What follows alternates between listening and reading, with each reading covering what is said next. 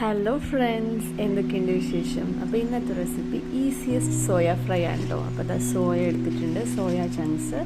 ഇതൊരു 10 മിനിറ്റ് വെള്ളത്തിലിട്ട് വയ്ക്കുകയോ ഇല്ല അത്രയും തിരക്കാണെന്നുണ്ടെങ്കിൽ ഒരു 2 മിനിറ്റ് തിളപ്പിച്ചാലും മതി കേട്ടോ. അപ്പോൾ ഞാൻ വെള്ളത്തിലിട്ട് വെച്ചിട്ടുണ്ട് 10 മിനിറ്റ്സ്. അത് കഴിഞ്ഞിട്ട് അത് സ്ക്വീസ് ചെയ്തെടുത്തു. അതിനുശേഷം ഒരു പാൻ എടുത്തു, സ്റ്റൗ ഓൺ ചെയ്തു, ഓയിൽ ഒഴിച്ച് കൊടുത്തിട്ടുണ്ട്. അതിലോട്ട് നമ്മൾ സ്ക്വീസ് ചെയ്ത സോയ ചങ്ക്സ്, ഞാനിപ്പോൾ ഒരു ചെറിയ ഒരു കപ്പാണ് എടുത്തിട്ടുള്ളത്. അപ്പോൾ അത് ഇട്ട് കൊടുത്തു. ഇത് ഭയങ്കര ഈസിയാണ് കേട്ടോ. അപ്പോൾ അത് ഇട്ടതിന് ശേഷം കുറച്ച് മഞ്ഞൾപ്പൊടി, ഒരു 1/4 ടീസ്പൂൺ ടു 1/2 ടീസ്പൂൺ വരെ മഞ്ഞൾപ്പൊടി, പിന്നെ ഒരു ടീസ്പൂൺ മുളക് പൊടി, പിന്നെ ഒരു 1/2 ടീസ്പൂൺ ചിക്കൻ മസാല. ഓക്കെ, അപ്പോൾ ആകെ 3 മസാല ഇട്ടിട്ടുള്ളൂ: മഞ്ഞൾപ്പൊടി, മുളക് പൊടി, ചിക്കൻ മസാല, പിന്നെ കുറച്ച് ഉപ്പും. അപ്പോൾ ഇത്ര ഇട്ടിട്ടൊന്ന് സോട്ട് ചെയ്ത് കൊടുക്കുക.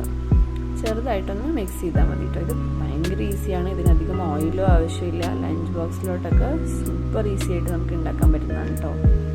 അപ്പോൾ ഇതാ ജസ്റ്റ് ഒന്ന് ഇളക്കിക്കൊണ്ടിരിക്കുക. അപ്പോൾ ഒരു 2 മിനിറ്റ്സ് കഴിയുമ്പോഴത്തേക്കും ഏകദേശം ഇതാ മസാലയൊക്കെ പിടിച്ച് ഇങ്ങനെ ആയിട്ടുണ്ടാവും.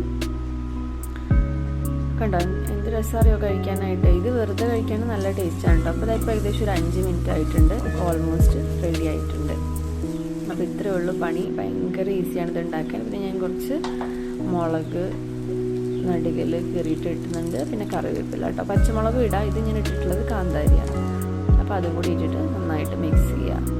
അപ്പോൾ നമ്മുടെ ഈസിയസ്റ്റ് സോയ ഫ്രൈ റെഡി ആയിട്ടുണ്ട്. എല്ലാവരും ട്രൈ ചെയ്തിട്ട് റിപ്ലൈ ചെയ്യണേ കമൻസിൽ.